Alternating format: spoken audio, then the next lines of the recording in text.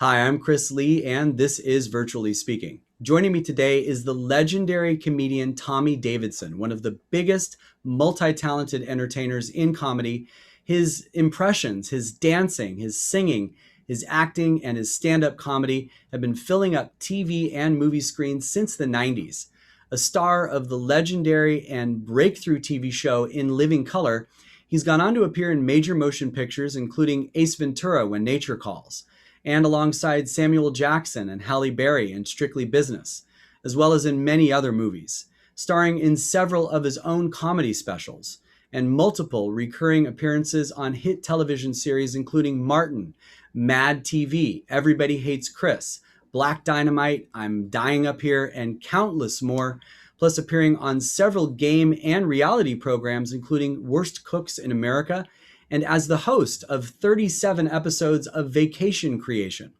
Tommy's made numerous appearances on the likes of The Tonight Show, Late Night with Conan O'Brien, Late Night with Jimmy Fallon, The Today Show, The View, Wendy Williams, The Bernie Mac Show, Arsenio Hall Show, and many more. In Tommy's 2020 critically acclaimed book, Living in Color: What's Funny About Me, he reveals the truths about his life that are unfathomable and nothing less than inspiring. So please join me now with the incredible Tommy Davidson. Y'all show some love for one of the legends of comedy, Mr. Tommy Davidson. My mother give you a trick question. Give me that remote. Boy, give me that remote. My dog be like, oh. My mother say, all y'all stay right there till I get downstairs. My dog be like,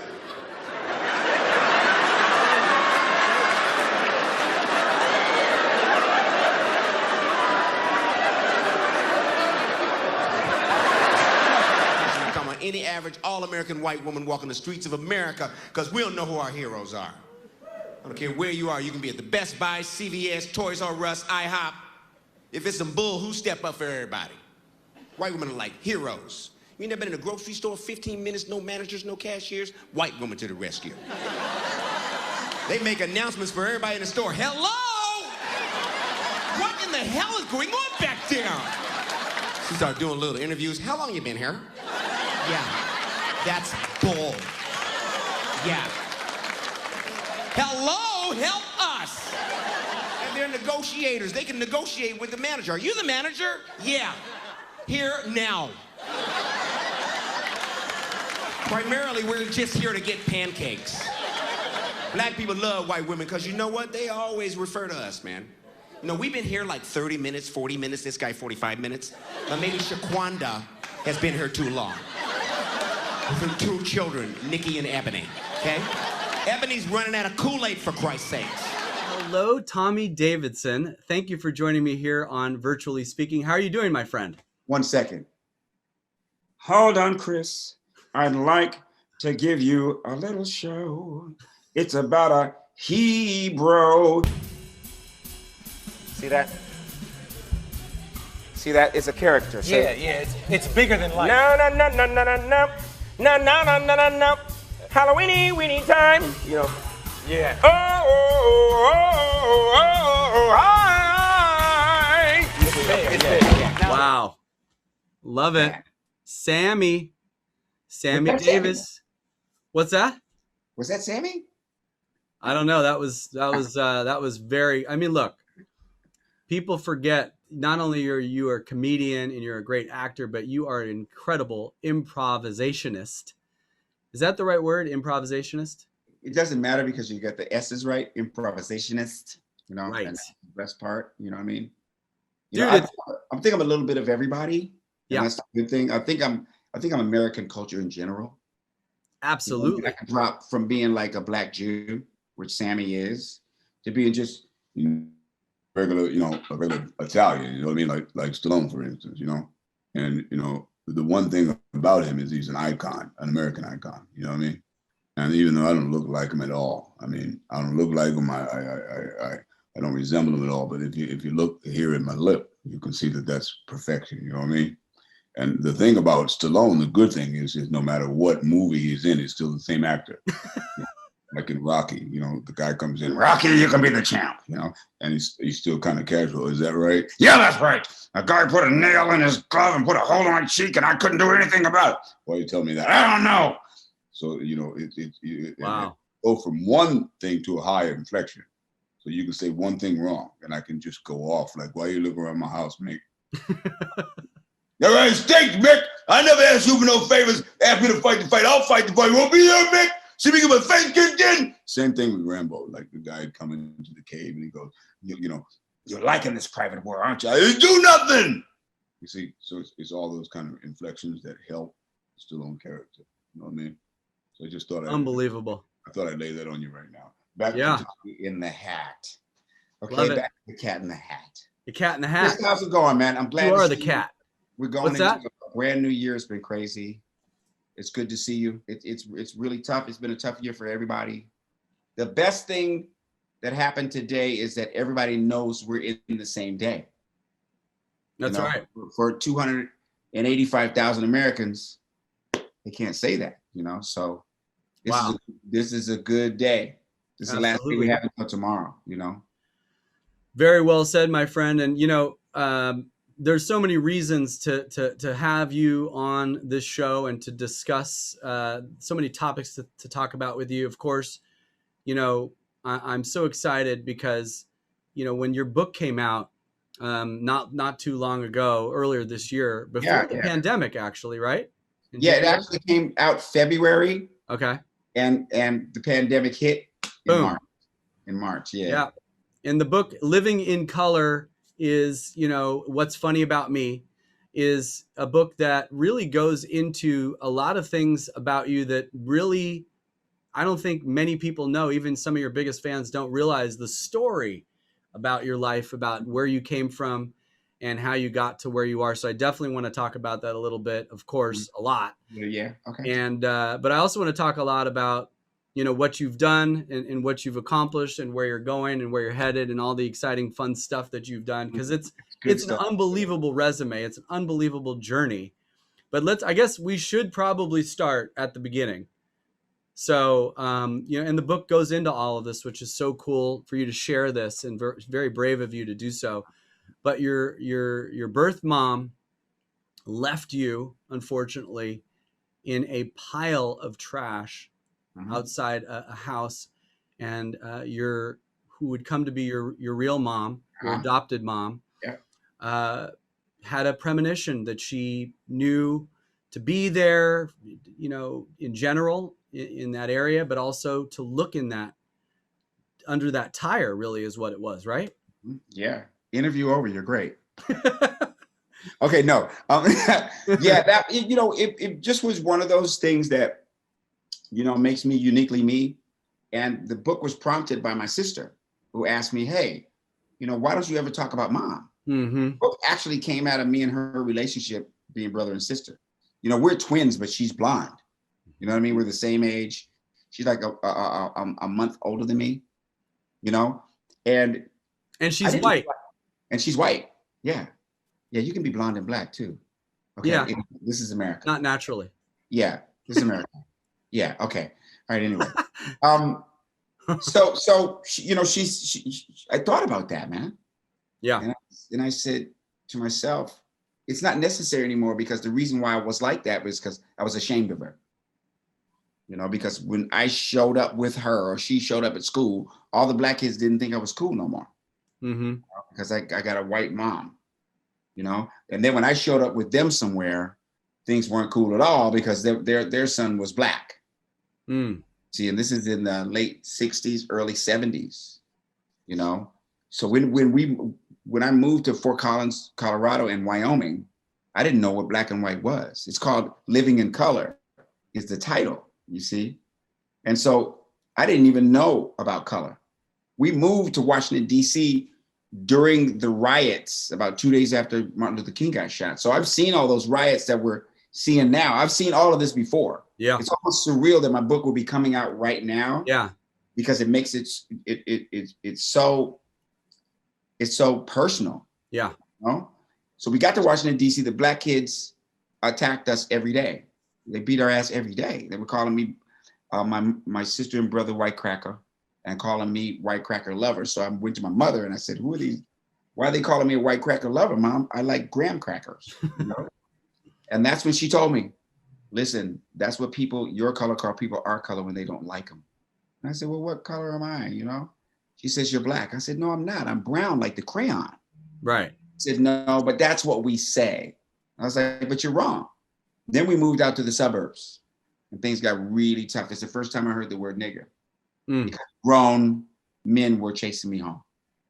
You know, I could be riding my bike and out. So how old were you when you ended up in the suburbs outside DC? 6. So she adopted you at age 18 months after finding you under a tire in a pile of trash. You were in a coma. You almost died. It was touch and go.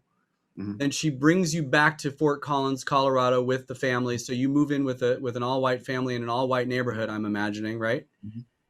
Yeah. You know the difference. The only thing I knew was I was an American boy. Right. You know, I grew up with farms and meadows and horses and, you know, I was a little boy. And when you started going to school, that's when you started, you know, being ashamed of, you're saying, your mom or it was DC. So it was when you went to DC, that's when it all changed. Yeah. So everybody treated you great in Colorado. Yeah, I didn't know anything. What do I know? You didn't feel. I thought that I was a brown one of whatever we were. Right. Because I watched, you know, grew up on awesome. farm stuff. So I'd see a cat have kittens. It could be a white cat have a black kitten. Right. No, so I thought I was a brown one of us. Right. And so then you a human, right? I mean, you knew you were a human, which all that matters. That's all that matters. So then you went to DC.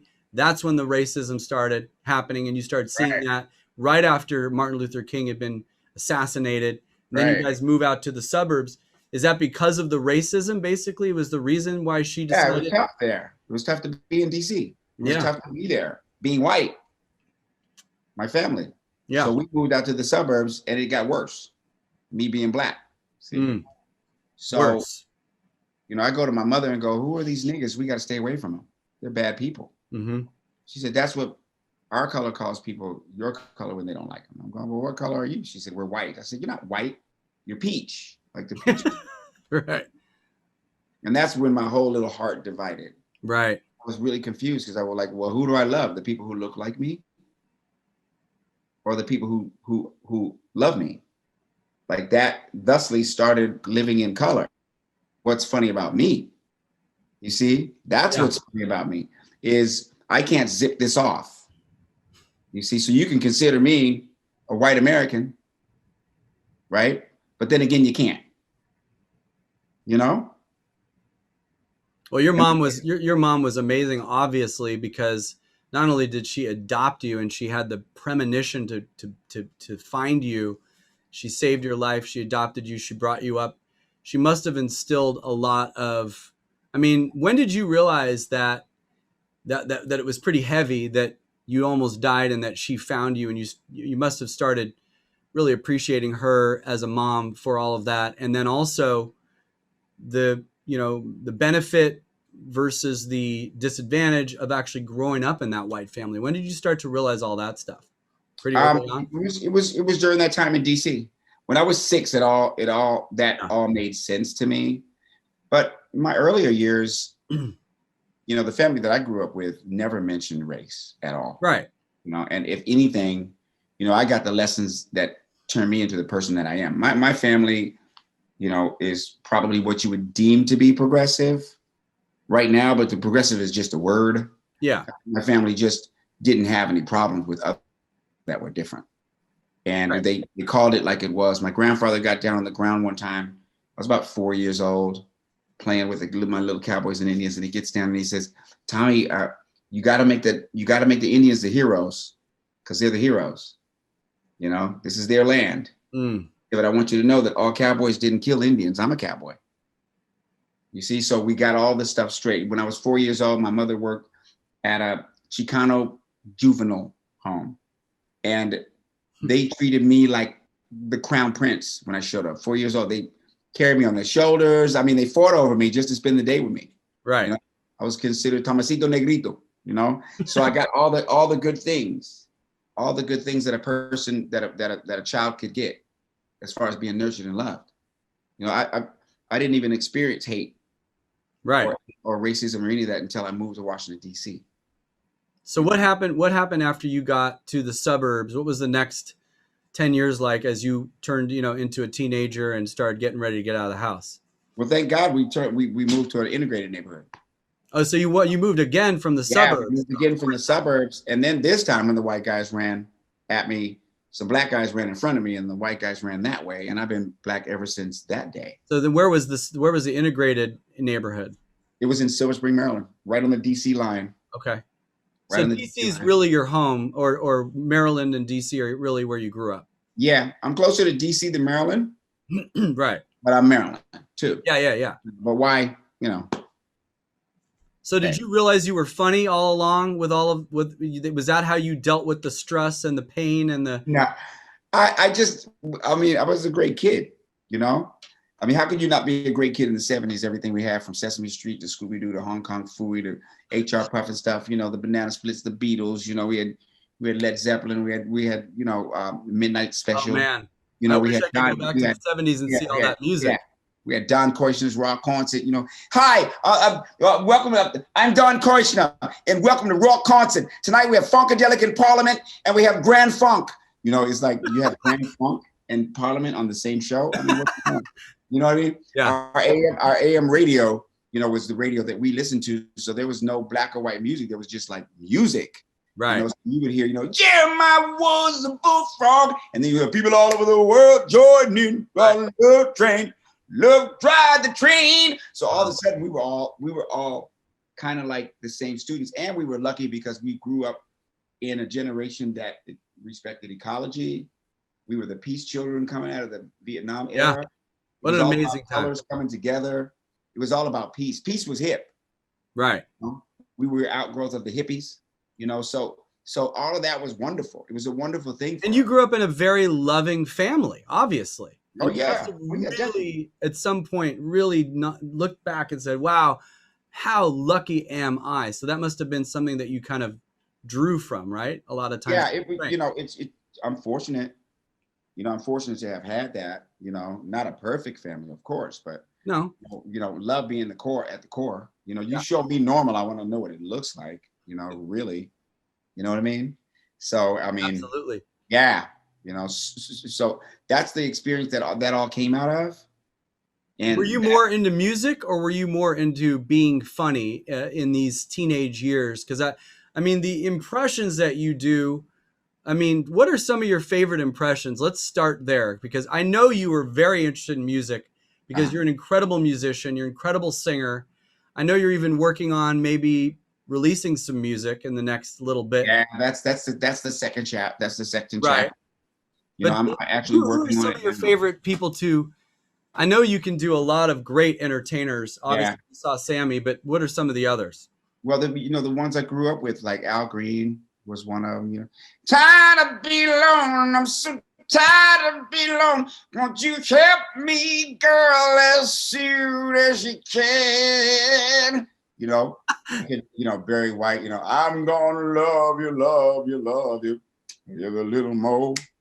I'm gonna need you every day. So yeah, I call him the Walrus of Love. And then there was, Michael McDonald, girl, don't worry. I did not you. I've been here many times before. Girl, don't you worry. I know where I'll stand. I don't need you here. I don't need you here. Yeah. You can all see or liberty see more. And I will be prepared anytime to carry on. I'll be giving you minutes. I'll be home. Oh man. So, I remember when you did that in front of thousands in the I think it was MGM in Vegas, man. You had, I don't know how that next band came out and followed you, because you had that entire crowd just cheering and screaming and clapping and laughing. And then of course you have your impressions that are the people. Your Obama impression is the best Obama impression I've ever seen. Senator Obama, what do you think about the word it? Well, first let's think about the word it. If it means lowering interest rates so Americans can afford homes, and it is plausible and it should work. If we're talking about it. If it is too legit to quit, like MC Hammer or any of that Old Town stuff, then it's legit as well. You know, there's so many different ways you can go on stage. You can just do straight up comedy, which is observational, you know, comedy about your family and growing up and people. And you know, all these different people who you admire and who make you laugh. I made $1 million by the time I was 10. I wrote a love song to a rat named Ben. I played with little animals. You know, I did this whole thing, you know? I know. I made $1 million by the time I was 10. I wrote a love song to a rat named Ben. And then I got a nose job and changed my chin and made my skin light. So when did you realize that you were a comedian? And I don't know, were you on the trajectory to be a musician at some point and then shifted? What happened? Yeah, that was my thing. I was a protege as a kid, a singer, you know, so I won talent shows everywhere. I sang first before I could barely talk, you know. I didn't know they were even called impressions. I just liked to sing like people. Right. I loved music. It's a part of me, you know, from the Carpenters to the Osmonds to the Jackson 5 to Earth, Wind & Fire. You know, I was just influenced by music. I mean, big band. I was influenced by Broadway plays. I was influenced by Disney movies. You know, it just, if it was there, I absorbed it. I never thought about comedy, never. I used to make people laugh when I was a little kid, and it used to kind of freak me out. Mm-hmm. You know, we'd be at the table, it'd be Thanksgiving or some big holiday, and I'd say something, everybody start laughing. And one day I went to my mom and I said, "Why does everybody laugh at me?" She said, "No one's laughing at you." This is pretty profound. She said, "The way you put things make people happy so fast, before they can even think about it, they laugh first." Wow. You know, you make people happy really fast that they can't even keep up with it. They have to laugh. And so I said, that's not so bad. But what's interesting is that I never really looked at comedians as something I wanted to do, because I always thought that some people would look at me like I was stupid. I don't know why I felt like that as a kid, you know? Sure. Even though I enjoyed, like, you know, I enjoyed Flip Wilson and laughing, and, you know, I loved comedy, loved Richard Pryor and all that stuff, you know, but it wasn't what I wanted to become. I wanted to become a singer. Yeah. You know? So a friend of mine, Howard, I got a job at a Ramada Inn as an assistant chef, you know, and that's a good job for an 18-year-old man. Wow. Yeah. And my friend Howard looked at me and said, "You're the dumbest person I ever met in my life, because you could be the biggest star ever. You got so much talent." He had known me since I was 8 years old. Wow. So he finally pressed me so much, he got me to go down to some raggedy strip club in Washington, D.C., in the worst part of D.C. Wow. Manager to put me on stage. How old were you? I was 18. Okay. 18. Talked me into going on stage. You know, finally the guy goes, "Are you going up or what?" You know, and I looked at Howard. I said, "Well, what am I supposed to do?" He said, "I don't care what you do. Just say something." That was pretty dramatic. I don't care. Just say something. That was just say something. So what did you say? I said, when me and my sister, we had a lot of roaches when I was growing up, and my mother told me to, you know, clean the kitchen all weekend.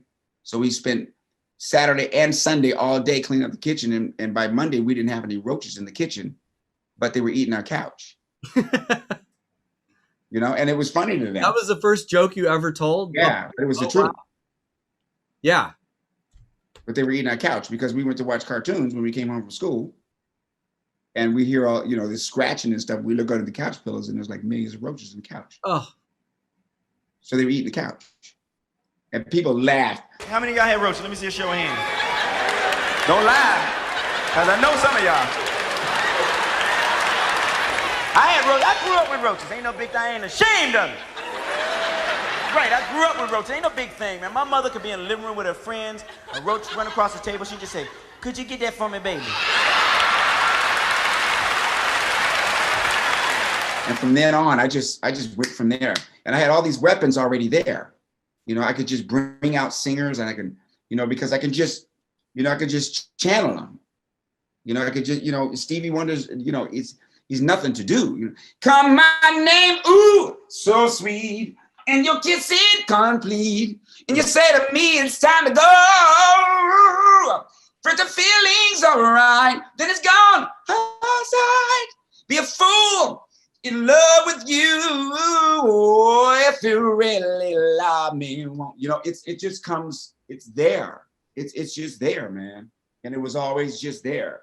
You know, Lou Rawls, you know, you'll never find a head as big as mine. And I actually met him, you know, and the good thing about my career is I've met all my heroes.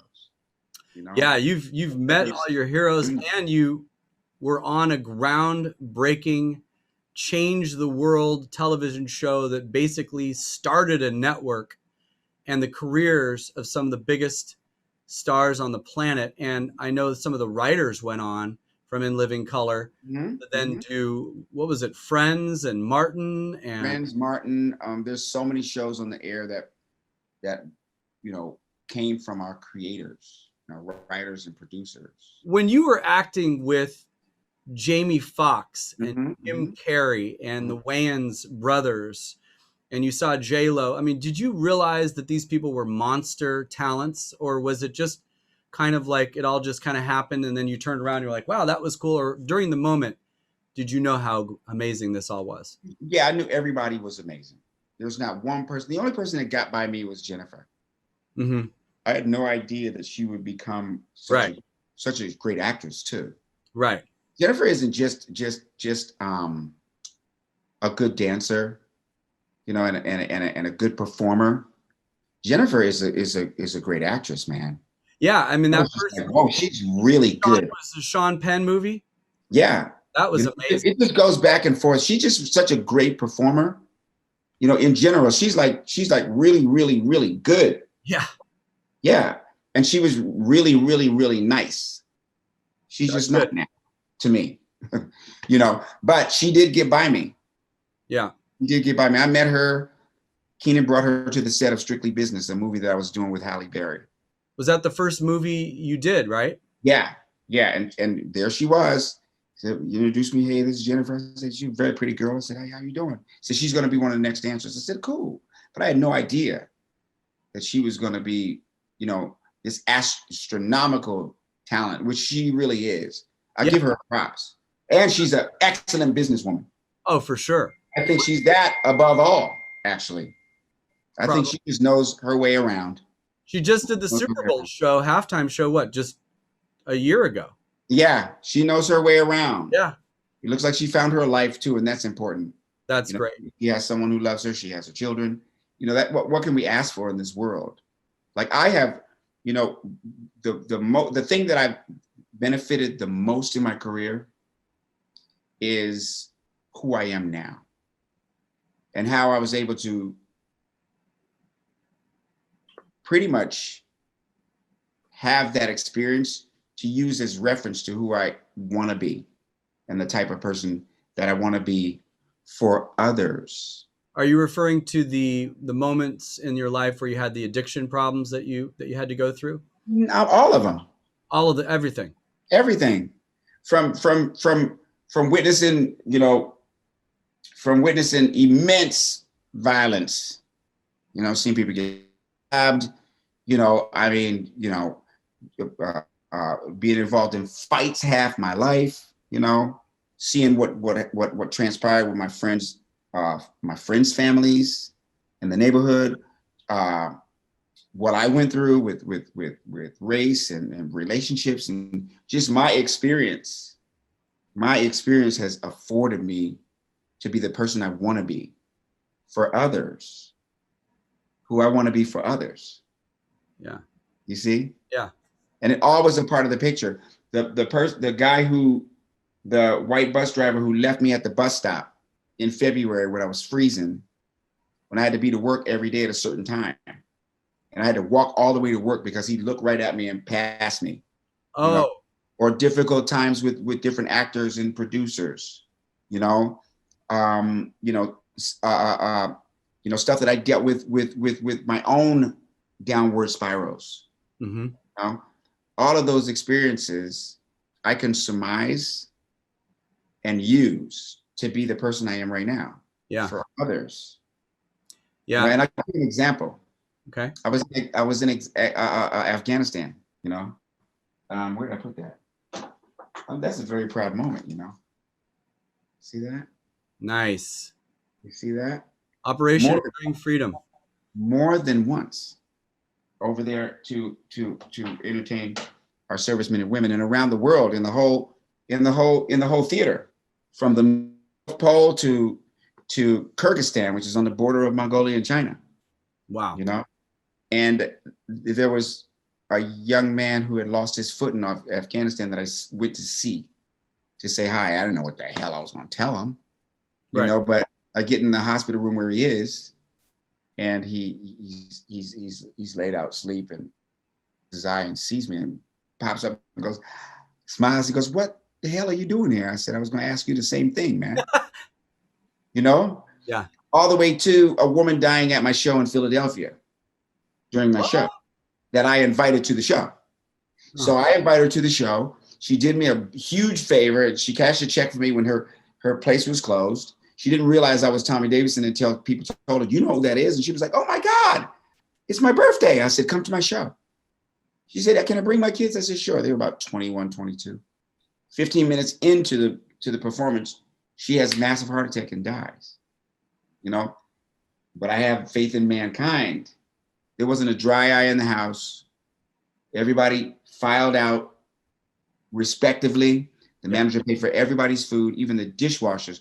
No one didn't feel the impact of that. Right. This really attractive Black girl walks up to me. There's a light in her eyes, boy. She looks at me, she said, "Isn't that beautiful?" I said, "What are you talking about?" She said, "Isn't that beautiful that of all the ways God could have walked her up to heaven, wow, he chose you and your laughter. It could have been a train crash, cancer. Wow. It could have been anything. And he chose, she went out with joy with you." Yeah. You know? Then I get on the plane and I see Smokey Robinson. I'm still shook up by the situation. I'm saying, I went to him, I said, "Man, has this ever happened to you?" And I told him, he said, "Nah, man, never happened to me, man." He said, "But I tell you what, invite all your enemies to your next show because you're killing them, baby." You know? That's a good line. Yeah. So this is a life that I've been afforded through living. You've been giving back, though. You know, you in this book is actually a really great way of giving back to really inspire a lot of people. And at the holidays. Well, it's my favorite time of year because everybody starts acting like I act every day. That's right. Yeah, people start saying hi to each other, treating people, you know, with kindness. I was even like that as a kid. There's so much I want to unpack here from what we just talked about in the last few minutes, and I want to start with the fact that I saw you speak, or I saw you perform in Hollywood about a year or so ago, and it was you do a lot of these charity. Oh, the Sakoma Oma. Yeah, I think so. Yeah, it had Jonathan Butler and everybody came out. Louis Anderson, were you at that? Yes, thing? that was it. Yeah. Oh, that was a beautiful. I didn't recognize the name you just said, but it was for a woman who died. Yeah, who died of sarcoma. Okay. Which is a very rare cancer that doesn't get funded. Right. So you've done a lot of this, and then everybody comes out. I mean, you had the biggest stars in LA were all there on stage with you. I mean, the amount of respect and love you have from your peers is says a lot. I mean, the people who want to do work with you, and who I know you're best friends with Jim Carrey, and you guys have your ideas about some. Wished I was. Go ahead. Well, you know, but I mean, the truth is that you really obviously do give back a lot, and I think this book is part of that. During the pandemic, with all of the Black Lives Matter stuff also going on simultaneously. Yeah. You know, you said you've been through this before. You were there, you were around obviously when Martin Luther King was assassinated. Mm-hmm. There was a lot of similar protests and purpose out there in the world. Has anything changed? And do you see that we've grown as a people, and also in Hollywood? Has anything changed? Because you even mentioned before that you had some issues with some people, probably because of your race. So what has changed, and are you happy with where things are? I mean, I feel like this is really going to last. I feel like where we're at right now is making some serious lasting change that should stay, you know, and should also continue to improve going forward. What are your thoughts on all of that? I have faith in mankind, you know, and that's you know, that's coming from observing generations way before me, you know, and watching how things have changed from that far back, you know. Right. Not like, you know, we're in a new millennium, which is a European dominated millennium. But this isn't the only millennium that's been dominated by a group of people. There was more than one millennium that was dominated by Africans. We couldn't get it right. You know, we were buried in the sand for who knows how long. You didn't even know we existed. You know, they found those daggone pyramids and said, who made these? You know, you know. So, you know, my whole life has been spent trying to figure out why people treated each other that way that were different. So, thusly, I studied the history of people. You know, and yes, things have got a lot better. You know, but some things are isms. Like racism is an ism, not a wasm. It's something that follows us as we live. You know, sexism is an ism, not a wasm. You know, and certain people benefit from these isms. Yeah. You know, so as you know, as like you as a white male, you benefit from racism. You know, you benefit from racism because of the advent of slavery, which built this country into a juggernaut, and the European world into an economic juggernaut that they sit on top of. You know, and it came from racist practices like the genocide of the Native Americans in their land and the usurping of that and that whole thing. I benefit from sexism. I'm a man, so I get more money than my counterpart, my female counterpart. These are isms, and these are things that are realities. You know, so at least we're willing to deal with them. Does the people who run the policy in this company, have they learned? Because I do believe that the larger percentage of white people have learned, but it's not, they're not the ones that blacks have a problem with. You see what I mean? Blacks have a problem with the ones that control what opportunities you have. See? So if they're still engaging in not providing, you know, proper education and jobs and opportunities, even my kids know that if you put 200 people in a room for 3 months and give them enough food for 10, what's going to happen? Right. You know what I mean? But I still have faith in mankind. You know, you can't go and, you know, cut a whole family's head off and then say, what are you going to do about it? Because that's how history has been in the past. You see what I mean? Yeah. So it's all really relative, but I think where we are now is where we are now, and we're only what, in Wednesday, you know, for now. And the pandemic showed us. The pandemic showed us that we're really not as in control as we think we are. You know. And so when the fifth dimension said, when the moon is in the seventh dial and Jupiter lies with Mars, right? You know, peace will guide the planets, and love. And love will steer the stars, right? So that was the dawning of that age. Right. And now we're in that age. Yeah. You know what I mean? And the good thing for me is that I'm able to verbalize what I see as where we are. We're in the holidays, you know? So now we're in the holidays, and I'm an American boy, you see? So I can see it clear as I see it, being an American boy and an African American boy, you know, coming from different colors, you see? So the only problem that this country has had with color is green, you know? Yeah. So I can use the holidays as a metaphor and use the Grinch. You know, the Grinch came along and everybody was happy, you know, and he's green, you know, and he's greedy and he doesn't want anything to have anything. He wants it all to himself. But there's this little dog that hangs out with him, man, that really, really digs this dude. You know what I mean? And kind of does what he wants to do and stuff. And he kind of was waiting for the moment when his heart grew. Yeah. Because I think he really knew that he had it in him. Right. And we're at that point. Man, that is amazing. That was genius. I love what you just said. Mm-hmm. And it brings it all full circle to where we literally are right now. And man, I know you And have. we're that dog. You know what I mean? No, Remember, man's best friend, spell it backwards, right? Yeah. And so here we have that situation. There's this green thing. That's right. Well, I mean, like you said, it's not. It's not the most important thing. It doesn't control everything, and hopefully we come out of this 2020 with some retrospective. Well, from the play Cabaret, money makes the whole go around the world, go around the money, go around. Money makes the world go around, or the OJs, money, money, money, money, money, right? Yeah. Some people really need it. Good God, y'all, do things, do things, do things, do good things with us. Man. Do things, do things, do things, do bad things with us. Wow. Right? Man, I can't wait to come see you live again and hang out with you in person, my friend.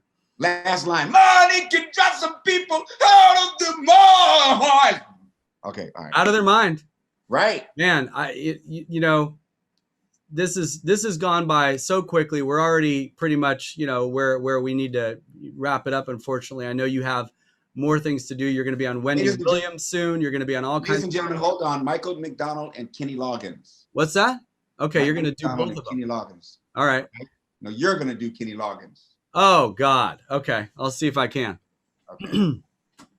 There's been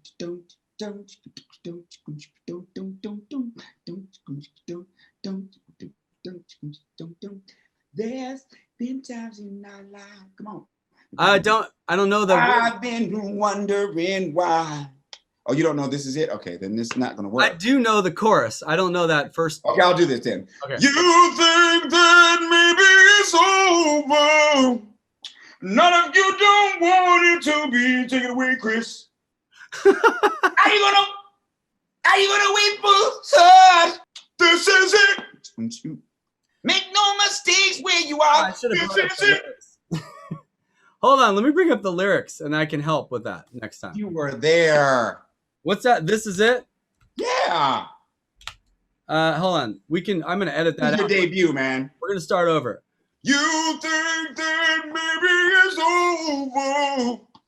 None of you don't want it to be. Are you gonna wait for your sign, your miracle? Stand up and fight. This is it. Make no mistakes where you are. This is it. You're back to the corner. This is it. Don't be a fool anymore. This is it. One way or another. This is it. No one can tell what the future holds. And we'll end there. Man. No one can tell what the future holds. You see? It all comes back to that. I love this it. Is it. This is it. You know what I mean? I do. This is real. This is real, and you're a dear friend as well. And the way that we met, and the way you see the business, the good thing about the business is the people that love it, people that love entertainment from every side, but there's I just realized the song. There's no business like show business is like no business. I know. I never accounted for that last line. It's like no business. I know. Yeah. It's a business. So you can have a show that's not that entertaining and it can still be a big hit like Pimple Poppers or something. You know what I mean? And it can't compare to something like, let's say the Golden Girls, You see? But it's still broadcast on TV. You know what I mean? And a lot of people get to see it and see it as entertainment. You know what I mean? So there's a gray area when it comes to entertainment, the entertainment that we know and the entertainment that's now known. But as long as it does business, it's just like back in the turn of this century with blackface or vaudeville or freak shows or whatever. You know what I mean? It's a good thing that art is in the eye of the beholder, or art is subjective. And it's a good thing that that's the deal. But so is love.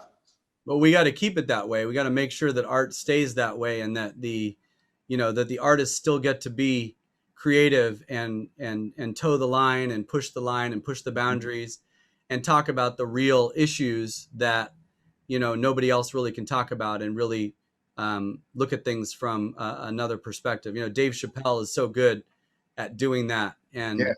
and there's certain people who can toe that line and find a way to do that. And you're one of those people. Thank you. Although he's starting to look like Larry Holmes and Schmeagle, but go ahead. Yeah. So, man, all I can say is the book is amazing. Your story is amazing. Your talent is amazing. And you are amazing. And you, hold on, and you are amazing. Well, thank you. Thank you very much. You know, I went to your wedding, and all of your friends, and there's so many great people who are friends of yours, and all the people who love you is a testament to how great of a man you are. And you have a great, loving family, amazing wife. And You as well. Mm-hmm. and all I can say is you've done it right. So Good Wednesday. yeah, I look forward to seeing you again soon, man, and on stage in person, making the whole entire room laugh. Look at this emotional guy, you guys. You see this? You see where I love this guy? Look at that. You see? That's what it's all about, man. Amen. And happy holidays to you, my brother. My brother from another mother, man. I'll see you then, huh? All and right. the cat's in the cradle and the silver spoon. The little boy blue and the man on the moon.